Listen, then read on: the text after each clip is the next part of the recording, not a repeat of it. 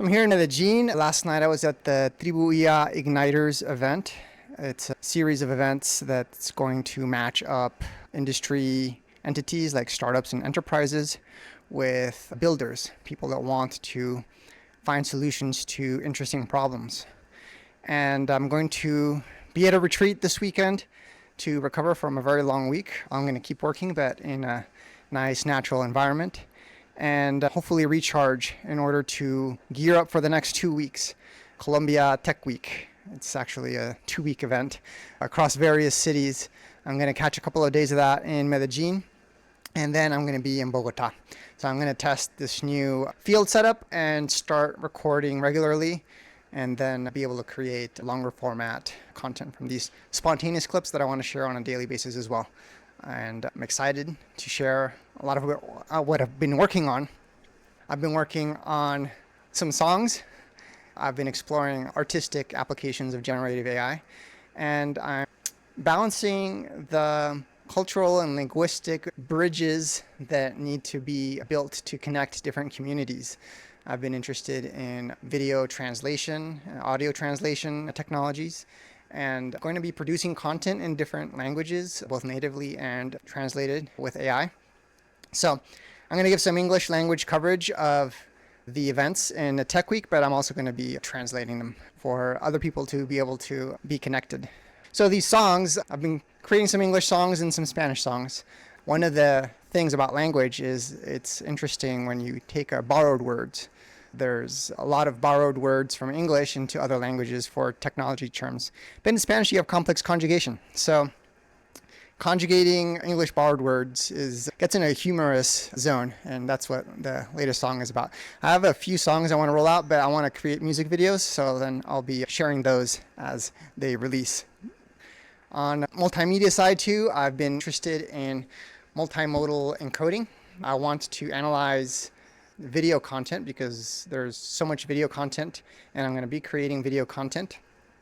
And I want to look at course video content and extract structured knowledge from the video and essentially create a multimodal RAG in order to query a system and be able to retrieve video clips or frames relevant to whatever is being asked. I think it's a complex but interesting problem, and there have been some approaches. So I'm going to be exploring a bit of that. I've also been really diving into educational technology. It's a big part of the focus at Trilogy because of several initiatives. And I've been working on an AI tutor that I'm going to launch as an open source project, but we'll see what kind of spin-offs come off from that. And it seeks to integrate a few various projects that I've been doing, video generation pipelines and deep research tools, and then learning science-based prompts that help models to be more didactic. So I'm going to be presenting what I've done so far at various events during the Tech Week to get feedback from the community and see what kind of engagement I can muster up. That is a big part of what I've been working on the last few days, and what I hope to roll out over the next couple of weeks. I have been doing pretty good work with a deep research system that I've built called Nexus Agents that I hope to build out beyond deep research to also be browser and computer manipulation agent. There's some interesting models that have come out recently for that, UI TARs. And we'll see how browser use can be combined with that, or they rolled out their own agent as well. So we'll see what comes from that. And what I've been doing so far is two things: a structured analytical report that creates a web's depth of knowledge taxonomy that can be exported and visualized, as well as a somewhat concise but structured report. I want to incorporate different writing styles or output formats for that. Also, I've added in a data aggregation research mode that seeks to create a comprehensive listing of entities and their attributes in a specified search space. Going after a list of all US private schools, for example, I've gotten close to 20,000, which I think was the estimated amount, but I've only processed half to 2/3 of the states. So I imagine I'm going to have more than that. Could be a lot of false positives. Maybe some public schools are in there. and it's pretty sparse on attributes. So I'll definitely need to do some iterations to improve it. But I'm very pleased with the coverage so far, at least. It seems like the recall is pretty good. I'm processing these things. They take a lot of resources and bandwidth because of the shotgun approach to searching. So I need to have pretty good connectivity for that. I probably will want to deploy it to some server so that it's not dependent on my connectivity. I had an incident this last weekend where I wanted to do another hackathon like the one I did the previous weekend with the Cerebrus code and with the Qwen 3 coder model using Klein in that instance and using OpenHands. But this time I wasn't able to because I had no fiber internet and there was no way I was going to tether 2,000 tokens per second. So I decided to use All Hands cloud offering and just spin up an agent and give it some spec-driven development directives. And I was able to implement pretty good functionality. I believe it was viewing the entities. It was like an entity explorer for the data aggregation research. And it was a great success case, 12,000 lines of code created from a spec and a prompt. I shared that with the All Hands team, and they decided to interview me on spec-driven development, which I had this morning, an interview about that. And I had some thoughts that I've been contemplating around spec-driven development, which I organized just before the interview. The main overarching theme is collaboration between AI and humans, and looking at a collaborative model instead of just delegating tasks. As AI agents become more and more capable and intelligent and autonomous, it's important to look at how we can interface with these agents, how we can have a collaborative process throughout the workflow, and how to have transparency and traceability in that, because reviewing a 12,000 line code diff is not the best workflow.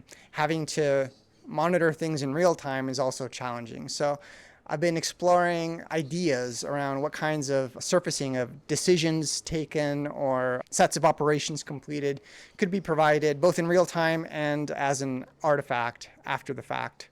And I think that's important for integrating tools and integrating different steps in a workflow. So spec-driven autonomous development is a huge part of either 0 to 1 or adding new feature sets to existing code bases.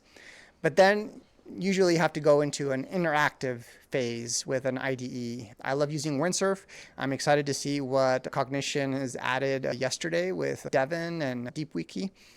But I'm also really interested in open source tools and looking at players like Klein, seeing what could be done with OpenHands directly. I think there's still open space for an open source interactive editing tool that can make use of AI, and we'll see what else happens in that space. But so this handoff between tools, I think, also requires an output artifact in addition to the input artifact of the spec.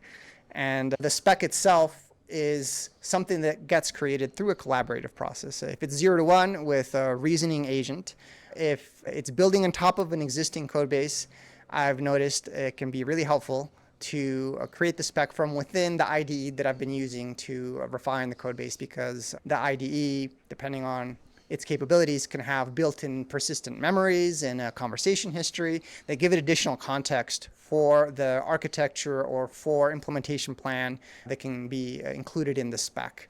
So the spec is an input and an output. This whole thing is a cycle, really, is the main thing that I realized. Having the boundary between what is the spec and what is contained in rules or documentation for existing code bases is another area of inquiry.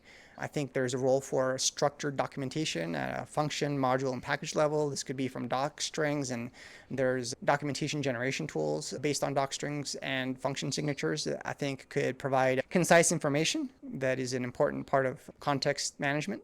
So I think that's a good area to explore. And then the fact that all these inputs and outputs feed into subsequent phases of feature development. So really it's a cycle instead of a beginning to end workflow.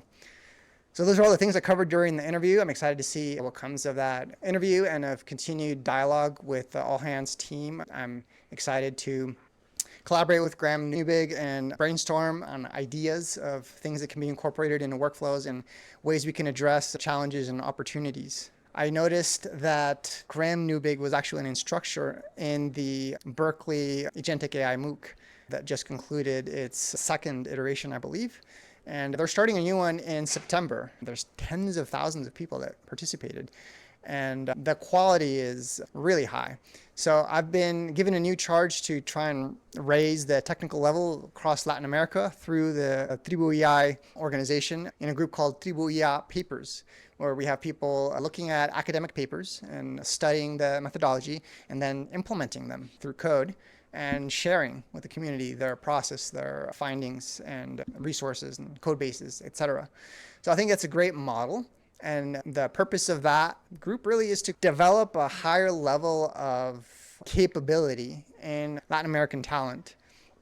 And this is a model I'd love to take to the US and Europe as well. And then it can really pair well with things like Igniters, where you have a matching of industry and builders. Because you have people that have had recent experience implementing cutting edge papers and have basically solutions looking for problems. And we have people that have problems looking for solutions. So it's a great opportunity for matchmaking. And having that kind of talent development pipeline and methodology, I think, is important to provide value to the ecosystem as a whole. So I realized I would love to dovetail on the Berkeley MOOC content and process and really extend these cohorts to semesters and have them align and essentially be a study group for the Berkeley MOOC. So that's the approach I decided to take, and I'm interested to see how that vision begins to unfold.